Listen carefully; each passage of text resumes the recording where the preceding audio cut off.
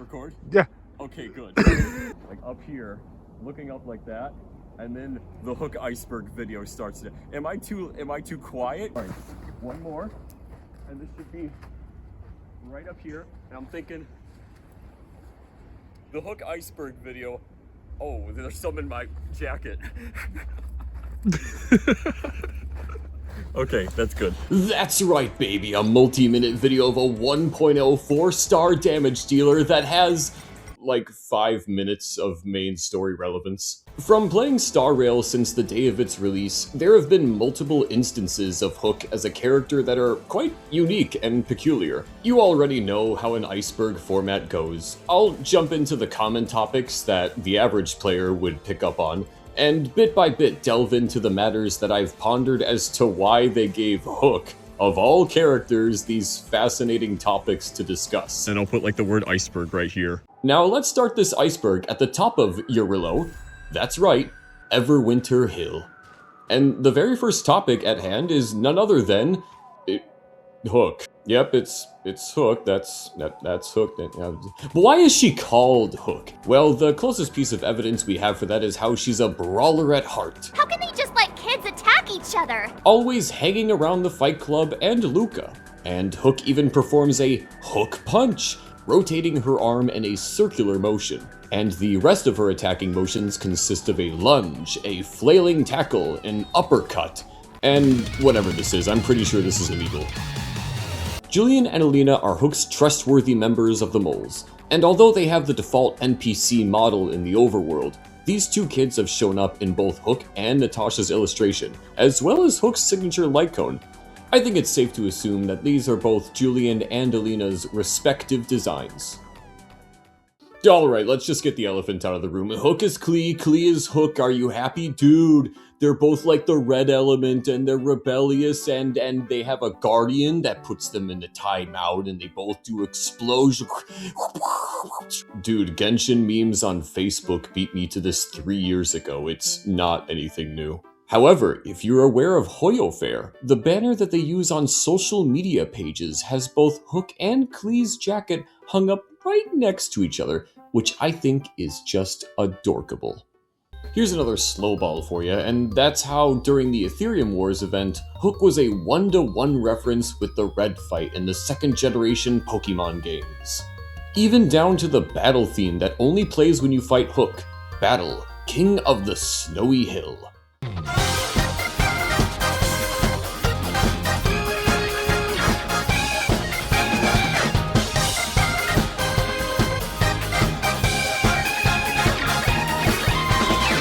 Its electric composure is not too far off the chiptune style of Red's original theme, simply titled Battle Champion.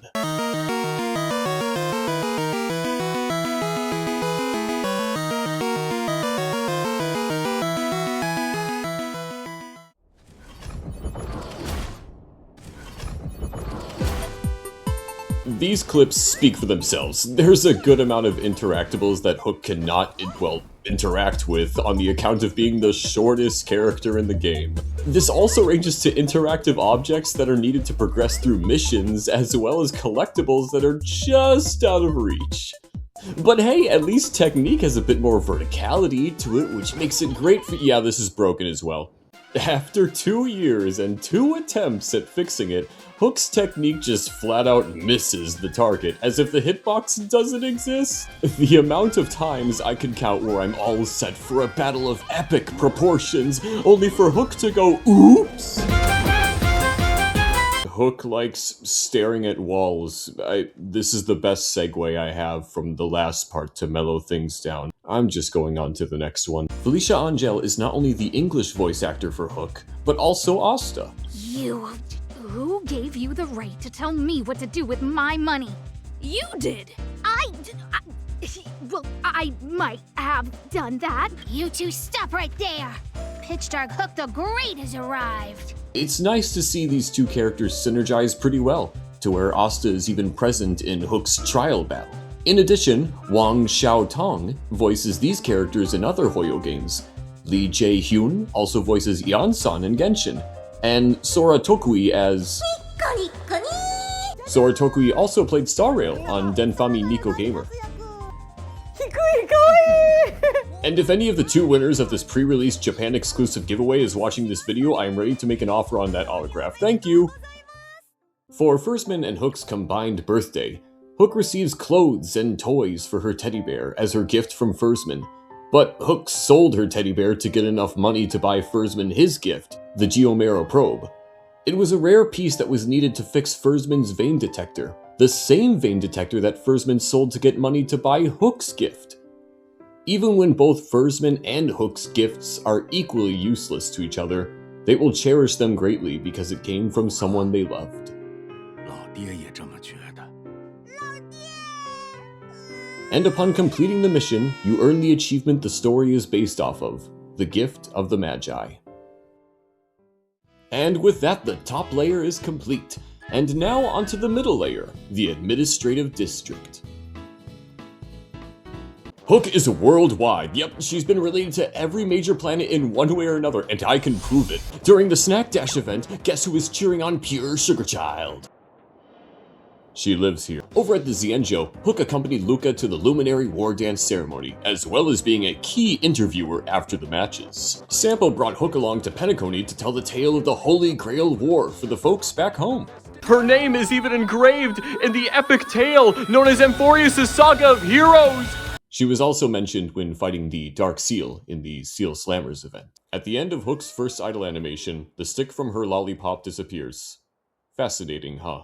What's even more fascinating though is during Hook's second idol animation when her hat tips over. You can clearly see the hair underneath her hat is not textured whatsoever, which is odd considering Hook's E6 art has a full illustrated, textured, I don't know the right word for this, head of hair.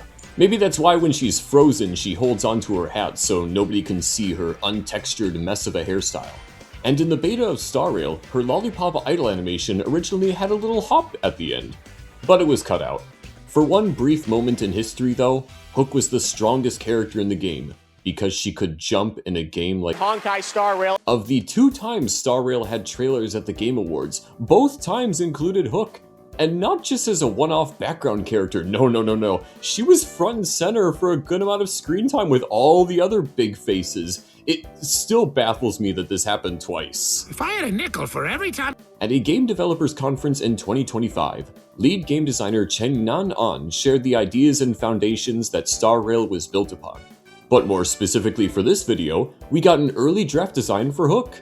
I know it's just one rough sketch to analyze, but it's still cool seeing Hook being planned this early on in development. And by closer examination, you can see that the shirt underneath her jacket was originally a dark gray color. There's also this illustration of Hook I've seen from time to time. It has the same colored shirt, and although I can't pinpoint the original source of this image, all of its origins come from places that talk of early builds and betas of games. So there you have it.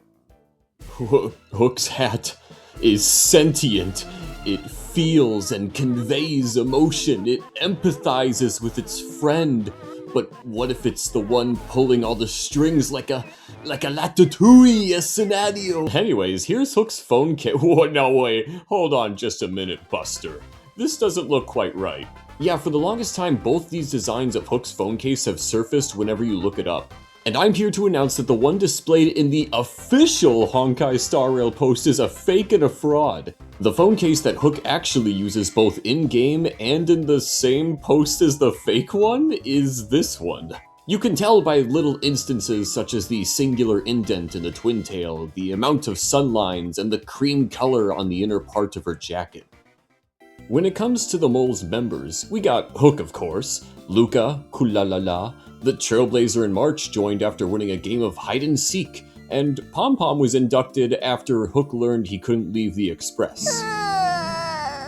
I believe that's oh, my mistake, I forgot someone. Calpaz from the 13 Flame Chasers from Honkai Impact! During the Honkai Impact crossover event, Calpaz and his lackeys were members of the Moles, being imprisoned by the Silver Trash Guards.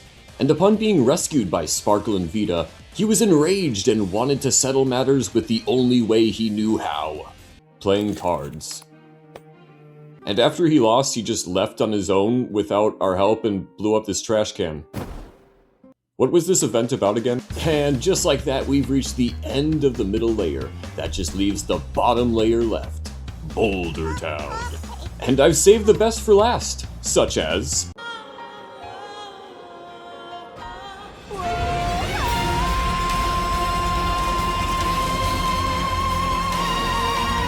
Yutzi, the pet parrot that also runs Pure Fiction, has a couple tall tales to tell you if you talk to them. After Belobog has endured the blizzards that have lasted several amber eras, all of a sudden it halts and becomes warm and vibrant.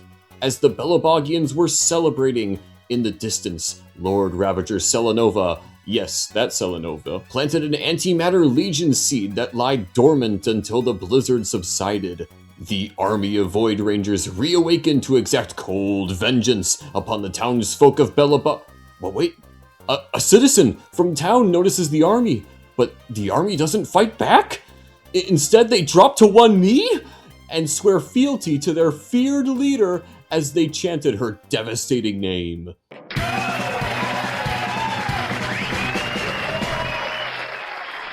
And the story concludes there because nobody lived and everyone died. The end. Here we go, hidden secret of Hook that's never been documented. Ready?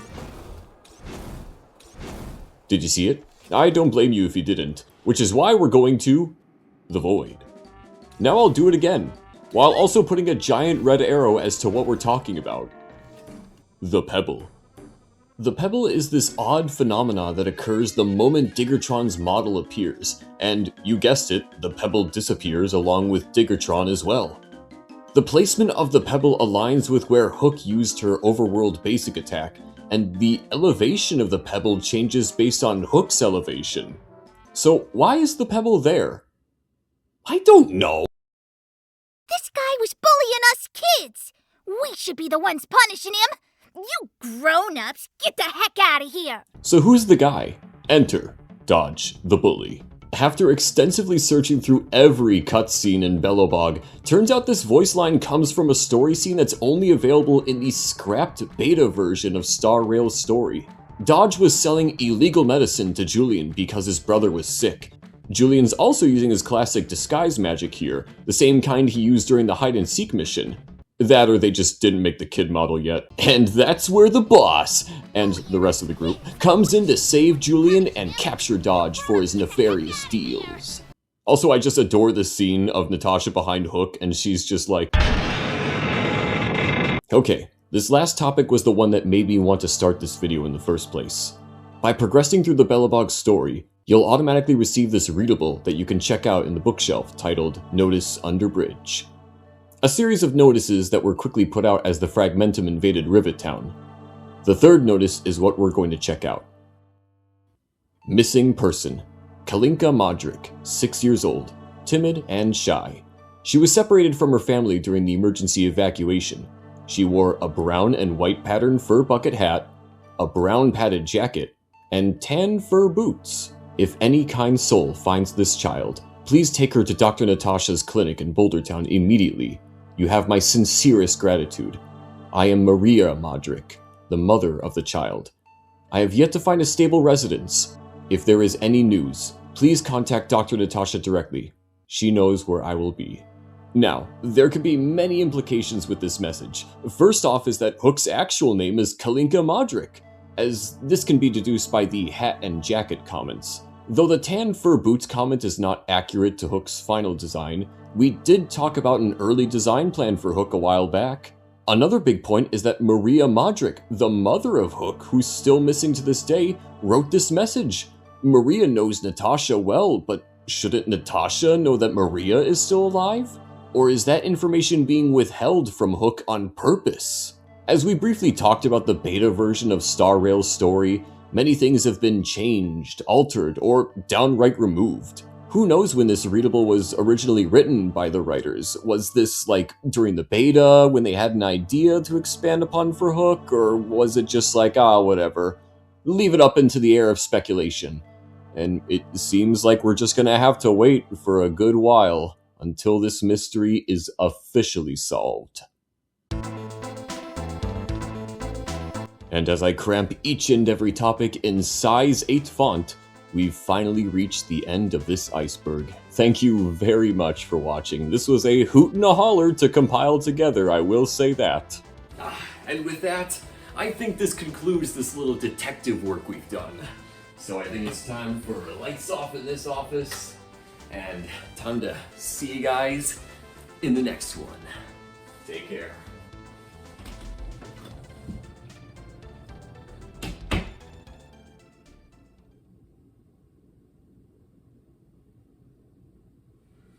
This coast clear? Okay.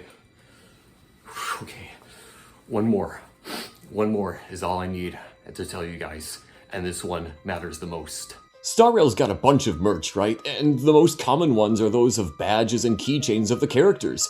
They even have these for the characters' light cone art too. Except for Hook. Hook's light cone merchandise has never had a single official release from Hoyoverse whatsoever in any physical form. Painstakingly, I created a list of all 4-star light cones that have official merchandise, and Hook, oh yeah, along with these guys too, have had no acknowledgement of their existence. However, there was one 4-star light cone that finally got an official release, and it was around the time of version 3.0. Oh, version 3.0, that's it. I wonder what else happened around that time. Oh, look what just came in the mail. They're holding on to light cone merchandise releases on purpose. And if we put all these pieces together, we just have anecdotal proof that a 5-star Hook is on its way. We just don't know when it... I've said too much. They've already